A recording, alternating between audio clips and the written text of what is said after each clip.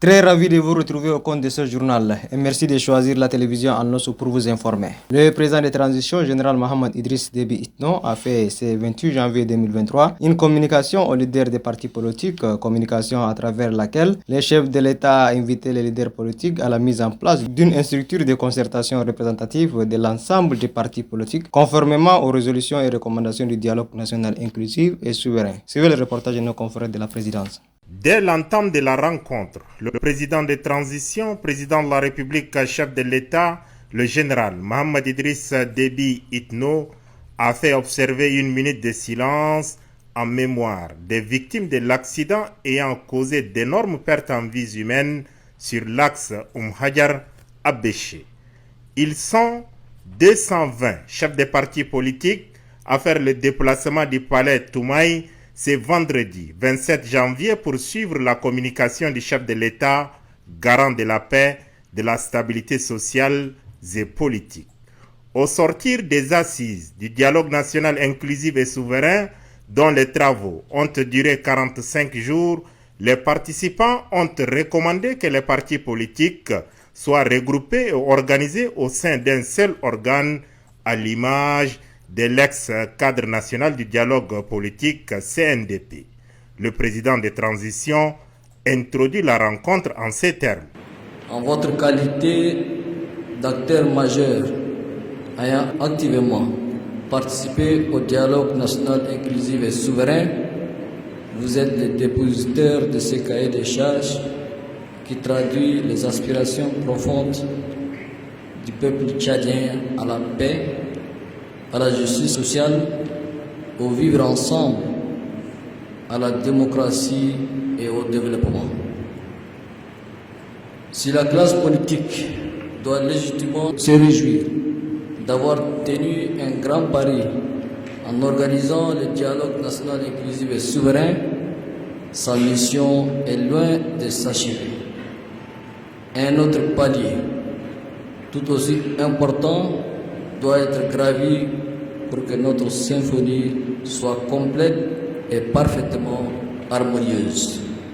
Poursuivant sa communication, le général Mohamed Idriss Déby Itno a invité les acteurs politiques à mettre en place la nouvelle structure dans le calme et surtout sans déchirure ni dissension. Je voudrais vous inviter à vous concerter librement pour mettre en place le cadre de concertation souhaité. Soyez rassurés qu'il n'y aura aucune interférence, ni injonction, moins encore d'influence dans cet exercice qui ne concerne que vous, acteurs politiques tchadiens. Il vous incombe de définir ce cadre de dialogue politique, sa composition, son organisation et sa dénomination. L'essentiel, c'est de privilégier une approche organisationnelle qui rime avec dynamisme, efficacité et efficience. De tout ce qui précède, le président de transition a invité les présidents et secrétaires généraux des partis politiques à faire œuvre utile. Notre pays, qui a connu des ères sombres de son histoire, durant de nombreuses décennies, a failli basculer à cause des individus motivés simplement par des intérêts égoïstes et personnels. L'inclusion, qui a été la règle d'or des assises nationales de la refondation, doit se faire dans le strict respect des principes et règles du jeu démocratique. C'est dans cet esprit que le gouvernement a autorisé que les partis suspendus d'activité après le malheureux événement du 20 octobre reprennent leur fonctionnement normal.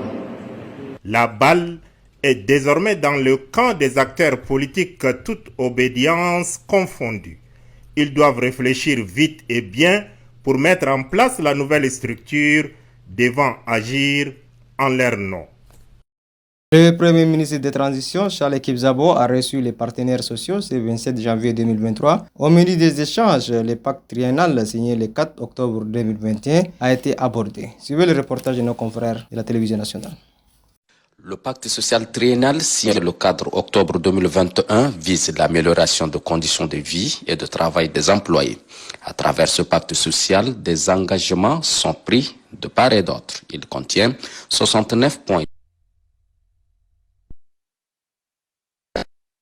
d'échanges et de réflexions destinés à suivre et évaluer l'état de la mise en œuvre des points contenus dans le pacte social.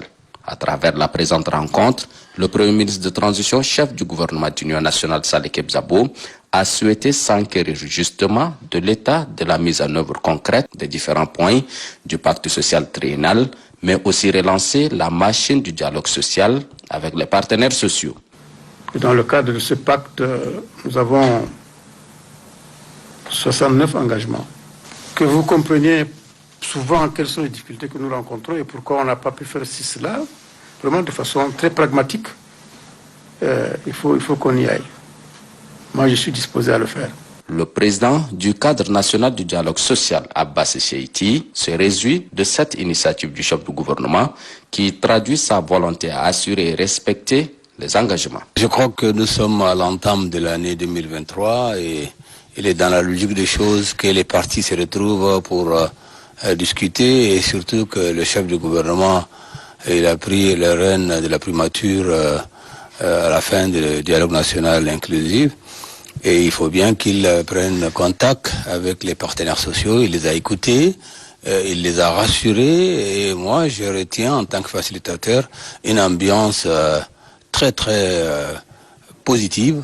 Au-delà du pacte social triennal, le Premier ministre de transition, Saleh Kebzabo, a appelé les partenaires sociaux à se joindre au gouvernement pour réfléchir et trouver des solutions aux conséquences des inondations à la base des flambées de prix des denrées alimentaires sur les marchés. Face aux partenaires sociaux, le chef du gouvernement a réitéré sa disponibilité au dialogue. Séance tenante, le ministre de la fonction publique a été instruit à travailler avec les partenaires sociaux dans l'optique d'identifier les points faibles et les obstacles à la mise en œuvre optimale du pacte social.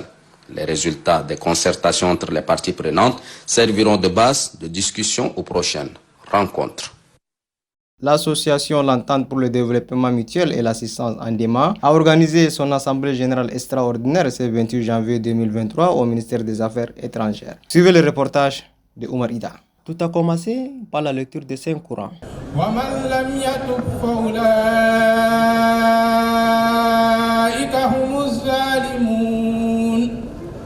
L'association L'Entente pour le développement mutuel et l'assistance a réuni ce 27 janvier 2023 toutes les filles et les filles de la communauté pour la tenue de son assemblée générale extraordinaire. Présent à la cérémonie, le président de l'association L'Entente pour le développement mutuel et l'assistance, les cadres de la communauté, ainsi que les invités venus des 4 coins de la capitale. Dans son mot de bienvenue, le président du comité d'organisation a salué la présence de tous d'avoir honoré de leur présence à cette cérémonie avant d'expliquer les efforts abattus par le comité pour la tenue de cette assise. Prenant la parole, le président de l'association L'Entente pour le développement mutuel et l'assistance, Abba Omar Maloum, a remercié les membres du comité d'organisation pour ce travail bien fait avant de souligner sa détermination à bien conduire la destinée de l'association. Ainsi, de manière consensuelle, à me désigner pour remplir les fonctions du président de l'association Andema, Entente pour le développement, la mutuelle et l'assistance. Je m'efforcerai de mériter votre confiance en vous garantissant un travail de qualité dans le respect de nos textes. Nous devons croire à notre capacité à porter haut les idées qui nous animent, à créer du sens, à réinventer et à faire vivre nos valeurs dans leur approche la plus noble. C'est nous qui, par notre veille, devons assurer la protection de ces précieux héritages culturels. Notre tâche est donc immense dans la protection de notre patrimoine qui est en démat, et c'est en tout temps et en tout lieu. Cette cérémonie qui nous réunit aujourd'hui vous n'avez ménagé aucun effort pour que cette cérémonie soit un succès et haute de couleur. Rappelons qu'au total, 15 membres ont été installés au compte du bureau exécutif et les conseillers.